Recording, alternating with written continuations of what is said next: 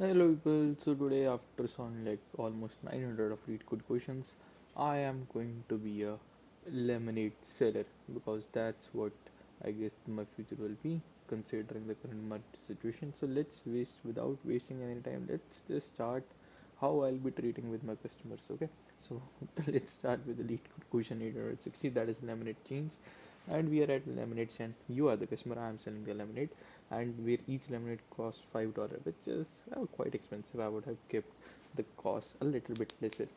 Okay, so customers are standing in a queue to buy from me, and they will order one at a time in the order specified by bills.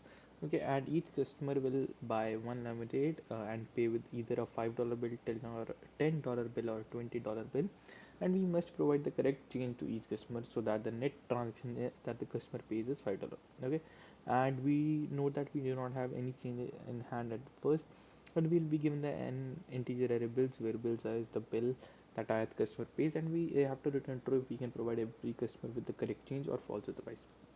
Okay, so for example, we are having first three customers pays me with the $5 bill, then a customer pays me with the $10 bill. So I'm having three $5 changes. So what I can do is I can just simply return him a $5 bill. So his net cost of the lemonade would be $5. Okay, so now I'm having a $10 bill and two $5 bills.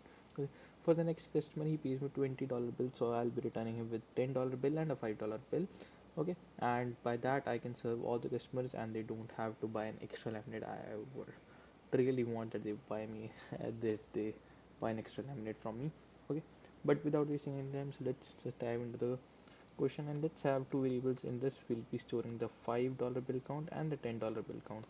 Okay, so now let's traverse in the bills array for int bill in bills.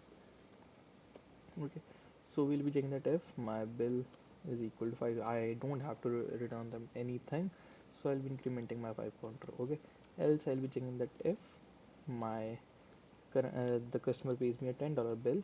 In that case, I have to return him with a $5 bill. So I'll be checking that if my 5 count, which is basically if it is greater than 0, that means that I can return them, and I'll be decrementing my $5 bill.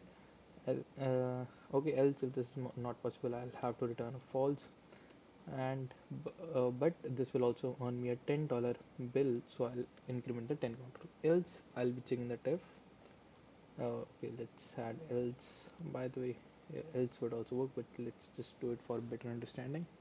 Else if my bill is equal to a $20 bill, what I'll be checking is that if I am having a $5 bill and a $10 bill, if it is both are greater than 0, in that case I'll be decrementing the $5 bill and the $10 bill. Okay, else what I can check is else I can return them with three $5 bills. Okay, so I'll be checking that if five number of $5 bills is greater than 2, in that case it's again possible, so I'll be reducing the number of $5 bills by 3. Else if nothing is possible, I'll have to return them, so I'll not be able to serve all the customers, so we'll be returning false.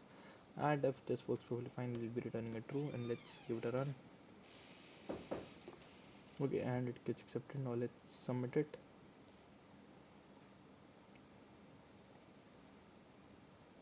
And works perfectly fine. Okay, so that's it for today. Thank you for watching.